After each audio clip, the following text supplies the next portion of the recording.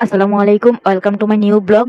প্রচণ্ড গরম এবং ঈদুল আজহা উপলক্ষে একটি ডেজার্ট আইটেম নিয়ে আসলাম। আপনারা অবশ্যই বাসায় ট্রাই করে দেখবেন।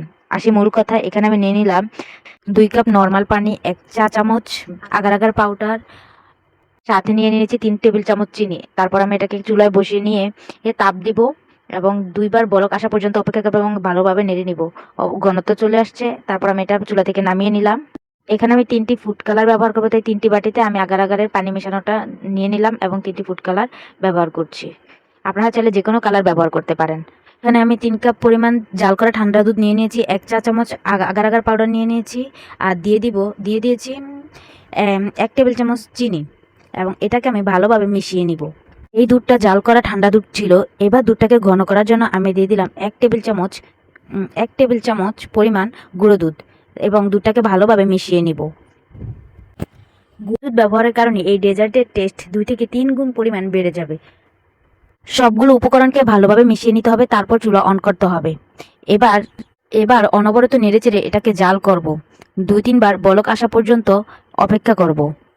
বলক আসার পর অবশ্যই কাছে থেকে নেড়েচেড়ে দিতে হবে, নয়তো উতলে পড়ে যাওয়ার সম্ভাবনা থাকবে।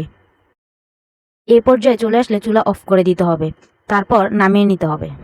এখানে জেলিগুলো সেট হয়ে গেছে। এখন আমি এগুলোকে একটা ছুরির দ্বারা কেটে টুকরো টুকরো করে নিব। জেলিগুলো জমতে বেশি সময় লাগে না, 10 থেকে 15 মিনিট লাগে। এমনি ফ্যানের বাতাসে রেখে দিলেও চলো, অথবা নর্মাল টেম্পারেচারে রেখে দিলেও 10-12 মিনিটে জেলিগুলো সুন্দরভাবে জমে যায়। এবার যে বাটিতে আমি পুডিংটা পাতবো সে বাটিতে জেলিগুলো নিয়ে নিব। তবে সবগুলো আমি দিব না, কিছু পরিমাণ দিব, বাকি কিছু পরিমাণ আমি পরে ব্যবহার করব। 3 কালারের জেলি আমি এখানে মিশিয়ে নিলাম যাতে দেখতে সুন্দর হয়।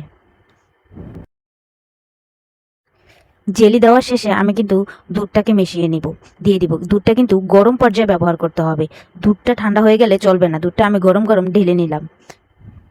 আপনাদের পছন্দ মতো আপনারা জেলিটা যে কোনো পাত্রে পাততে পারেন, যার যার ইচ্ছে অনুযায়ী, এবং যে কোনো ফুড কালার ব্যবহার করতে পারেন। কিন্তু আমি এখানে বাকি জেলিগুলো দিয়ে দিচ্ছি। আমি আবারও বলছি, এই ডেজার্টটি কিন্তু আপনারা গরম গরম অবস্থায় তৈরি করতে হবে, না হয় কিন্তু জমে যাবে, ঠিকভাবে বসবে না পুডিংটা। তাই আপনারা এটা গরম গরম পর্যায়ে ব্যবহার করবেন। আমি একটা সাইডে রেখে দিব। ফ্যানের বাতাসেই 15 থেকে 20 মিনিটে পুডিংটা জমে যাবে। একদম আমার পুডিংটা প্রায় জমে গেছে সুন্দরভাবে। এখন আমি এটাকে সুন্দরভাবে একটা থালাতে পেতে নিব। দেখছেন কত সুন্দর একটা কালার এসেছে। এটাকে নেড়ে চেড়ে ধরলে এটা অটোমেটিক পাট থেকে খুলে আসবে। তো এখন আমি এটাকে ঢেলে নিচ্ছি। দেখুন কিভাবে ঢেলে নিচ্ছি, খুব সহজে। দেখছেন কত সুন্দর একটা কালার আসছে, ফুড কালারটা অনেক সুন্দর আসছে।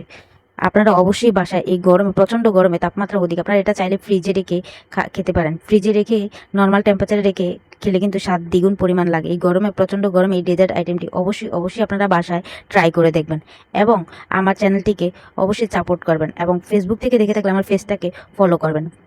ধন্যবাদ।